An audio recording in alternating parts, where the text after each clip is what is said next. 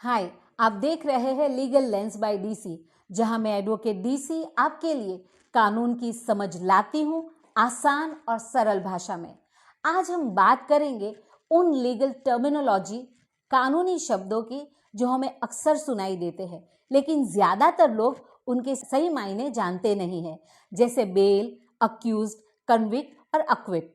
अगर आप किसी केस में पार्टी है या लॉ स्टूडेंट है या बस अपने अधिकारों के बारे में जानना चाहते हैं, तो ये वीडियो आपके लिए बहुत जरूरी है।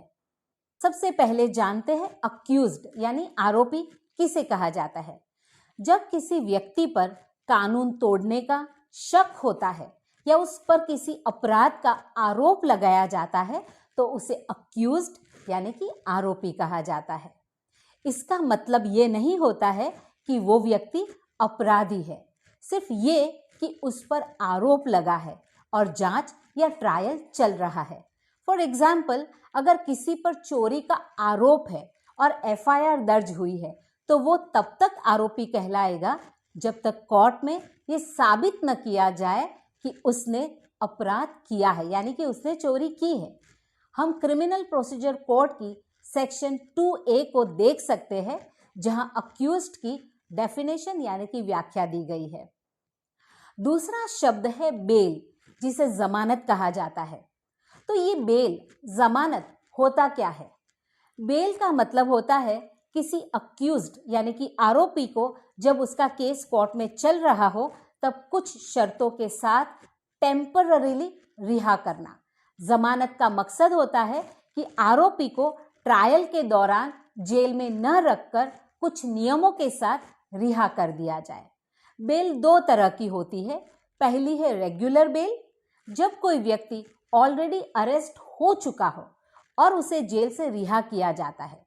दूसरी है एंटिसिपेटरी बेल, जब अरेस्ट होने की आशंका हो तो पहले से ही कोर्ट से प्रोटेक्शन लिया जाता है। इन सभी प्रकार की बेल के नियम और प्रक्रिया हमें code of criminal procedure act 1973 के सेक्शंस 436 से लेकर 439 के अंदर विस्तार से देखने को मिलते हैं। रेगुलर बेल आमतौर पर मजिस्ट्रेट कोर्ट देती है, जबकि सीरियस मामलों में सेशंस कोर्ट या हाई कोर्ट भी ग्रांट कर सकती है। तीसरा शब्द है कन्विक्ट यानी कि दोषी। आइए देखते हैं कि कानून में दोषी किसे कहते हैं। जब यह कोर्ट ये तय कर देती है कि आरोपी ने अपराध किया है और उसे सजा सुनाई जाती है, तो उसे कन्विक्ट यानी कि दोषी व्यक्ति, जुडिशियल प्रूवन गिल्टी पर्सन कहा जाता है।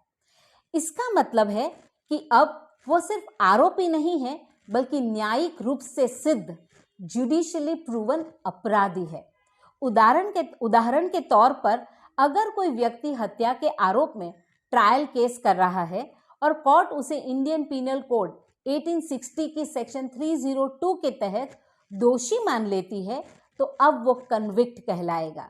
ये कोड ऑफ क्रिमिनल प्रोसीजर 1973 और इंडियन पीनल कोड 1860 दोनों में अप्लाई होता है।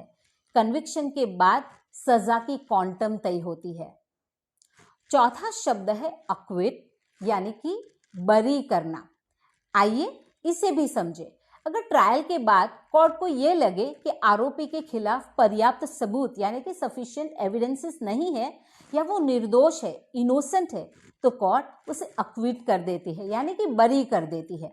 अक्वाइटल का मतलब होता है आरोपी पर लगे आरोप अब खत्म हो गए हैं और उसे निर्दोष माना गया है। जैसे कि हम फिल्मों में सुनते हैं ना, तमाम सबूतों और गवाहों को मद्देनजर रखते हुए आरोपी को बाइज्जत बरी किया जाता है, यानी कि आरोपी पर आरोप जो लगाए गए थे वो साबित नहीं हो सके। उदाहरण के तौर पर, अगर किसी पर चोरी का केस चला और गवाहों या सबूतों से साबित नहीं हुआ कि उसने चोरी की है, तो कोर्ट उसे बरी कर सकती है। Code of criminal procedure act 1973 की सेक्शंस 232 और 235 में अक्वाइटल की प्रोसेस दी गई है। तो आज हमने जाना कि अक्यूज्ड वो होता है जिस पर आरोप लगा है। बेल का मतलब होता है आरोपी को कोर्ट के आदेश से टेम्पररी रूप से रिहा करना। कन्विक्ट वो होता है जिसे कोर्ट ने जुडिशियली प्रूवन अपराधी माना हो।